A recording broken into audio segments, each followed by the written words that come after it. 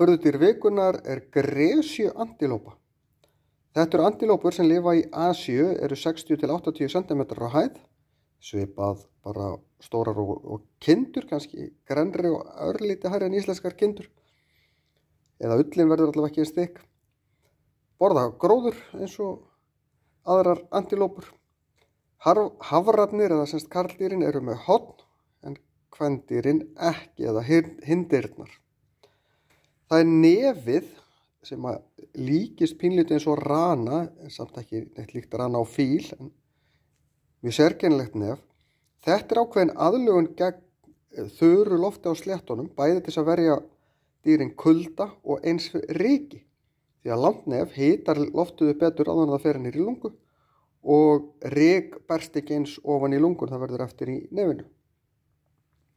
Eru í hópum eins og margar antilópur, en á mökunatímanum þá berjast hafrarnir hilli hindana, en þetta þekkt meðal ekkert bara antilópa heldur margra dýrahópa.